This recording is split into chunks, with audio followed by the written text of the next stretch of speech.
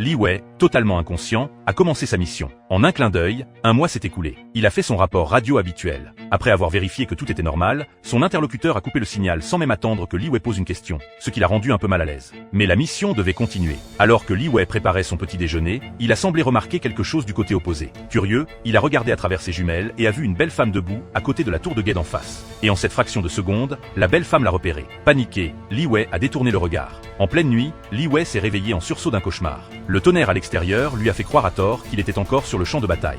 Il s'est immédiatement mis en alerte. Ce n'est qu'après s'être assuré qu'il n'y avait pas de danger autour de lui qu'il s'est détendu. Incapable de dormir, Li Wei a de nouveau regardé en face. Il a vu Anya qui le fixait d'un air absent. Sentant que quelqu'un la regardait, Anya a directement éteint la bougie et est retournée au lit pour se reposer. En raison de l'ordre d'interdiction de communication, tous deux accomplissaient leur mission chacun de leur côté. Mais le jour de l'anniversaire d'Anya, elle a vu Li Wei de l'autre côté à travers ses jumelles. Anya est retournée dans sa chambre, a pris un stylo et du papier, puis a attiré l'attention de Li Wei en tirant avec son arme. Quand il a regardé de l'autre côté avec ses jumelles, il a vu qu'Anya lui demandait son nom. Li Wei a écrit sur le tableau blanc les mots « Communication interdite ». Trouvant l'homme d'en face intéressant, Anya a alors écrit son nom et indiqué que c'était son anniversaire. Elle ferait ce qu'elle voulait. Bien que ces mots aient réussi à faire rire Li Wei, il n'a toujours pas parlé. Il s'est contenté de se verser un verre de vin blanc et de se présenter. Voyant cela, Anya a pris une bouteille de vin et l'a levée au-dessus de sa tête. Li Wei a également levé son verre en signe de respect. Ils se sont regardés ainsi à distance. Se rendant compte qu'il ne la rejetait pas, Anya a eu une idée soudaine.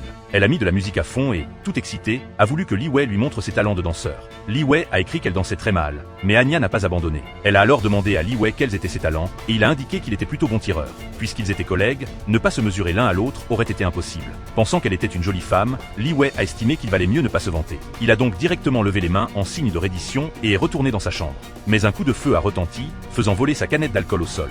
Voyant l'expression arrogante d'Anya, Li Wei a directement pris l'arme au mur et a brisé la bouteille de vin d'en face d'un seul coup. Anya a grandement loué son tir, a pris sans hésiter une autre bouteille et l'a posée sur sa tête. Mais à ce moment-là, son expression est soudainement devenue sérieuse. Anya a immédiatement éteint la musique, puis a fait signe à Li Wei de regarder en bas. Sentant que quelque chose n'allait pas, Li Wei s'est mis à observer attentivement le bas. Malgré l'aide des projecteurs, on ne pouvait rien voir sur la paroi verticale. Pourtant, à travers ses jumelles, Anya a repéré une silhouette en train d'escalader. Au même moment, Li Wei a également vu à travers son viseur que plusieurs choses étranges étaient arrivées sous la balustrade.